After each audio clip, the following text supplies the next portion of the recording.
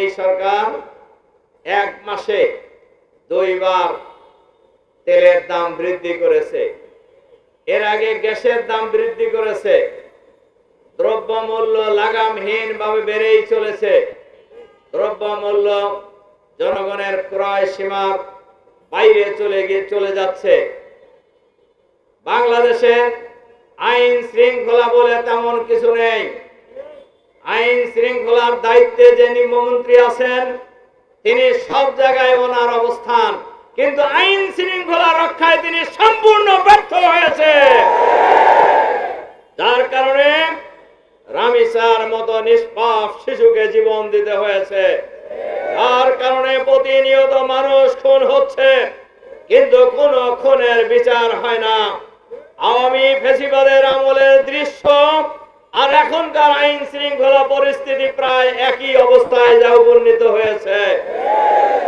ইসলামী ব্যাংকের কথা শুনেছেন, গ্রাহকরা সমাবেশ ডেকেছিল।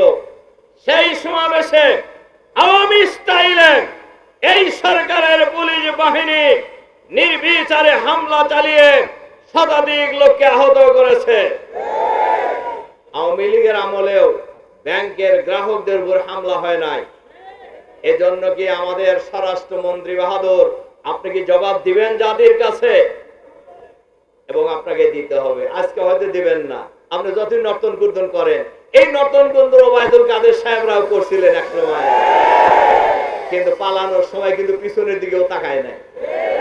কাজেই আমরা সবাইকে বলবো কোন জিনিসেরই বাড়াবাড়ি করা ভালো নয়। যিনি ফ্যাসিবাদের আমলে হাসিনা নিয়োগ করা লোক, যিনি নানান অপকর্মের কারণে ইউনূস সরকার থেকে পদচ্যুত করেছিল, আপনারা কি পৃথিবীতে আর কোন অর্থনীতিবিদ পেলেন না, আর কোন মানুষ পেলেন না? সব জায়গায় দলীয়করণ করছেন। এখানেও দলীয়করণ করার জন্য ফ্যাসিবাদকে আপনাদের বাছাই করতে হলো কেন? তাহলে কি এখানে অন্য জায়গা এই লাটার সুতো কি আরেক জায়গায় আছে যেখানকার নির্দেশে আপনারা এই বাংলাদেশের ইসলামী অর্থনীতিকে ধ্বংস করার জন্য, ইসলামী ব্যাংকে ধ্বংস করার জন্য পদক্ষেপ গ্রহণ করেছেন? আমি মাননীয় প্রধানমন্ত্রীর কাছে অনুরোধ জানাবো, প্রধানমন্ত্রীকে দৃষ্টি আকর্ষণ করব, আপনি বিষয়টা দেখেন কি হচ্ছে, কারা করছে।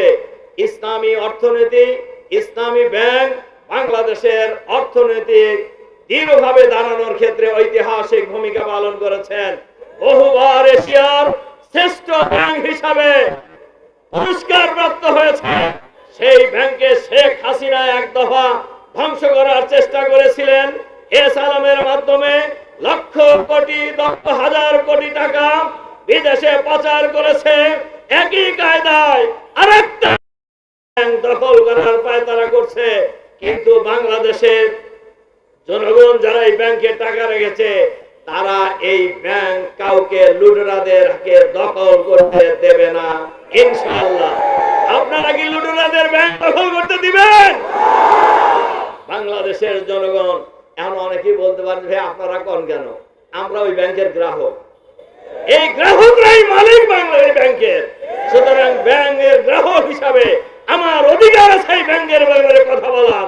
এই দেশের মানুষ হিসাবে, নাগরিক হিসাবে দেশের ভালো মন্দ বলার অধিকার আছে আমাদের। সুতরাং আমরা আহ্বান জানাবো, অবিলম্বে তেল গ্যাসের মূল্য যা বৃদ্ধি করেছেন ওগুলি অবিলম্বে প্রত্যাহার করে নিন। এর সাথে সাথে দ্রব্যমূল্য ঊর্ধ্বগতির লাগাম টেনে ধরুন। অর্থনীতিকে বাঁচানোর জন্য ইসলামী ব্যাংক সহ লুটপাটের যে পায়তারা করছেন এটা বন্ধ করুন, নইলে বাংলাদেশের জনগণ হাসিনার মতো ফ্যাসিবাদকে বিদায় করার জন্য জীবন দিয়েছে, বিদায় করতে বিদায় হতে বাধ্য হয়েছে। বাংলাদেশের মানুষকে ওই রাস্তায় যাওয়ার জন্য আপনারা আর জনগণকে ঠেলে দিয়েন না। এজন্য আমরা আহ্বান জানাবো, অবিলম্বে দ্রব্যমূল্য ঊর্ধ্বগতি নিয়ন্ত্রণ করুন, গ্যাস এবং বিদ্যুতের মূল্য বৃদ্ধি প্রত্যাহার করে নিন, বাংলাদেশের আইন শৃঙ্খলা পরিস্থিতিকে আরো উন্নত করুন এবং সব জায়গায় দলীয়করণের প্রক্রিয়া থেকে ফিরে আসুন।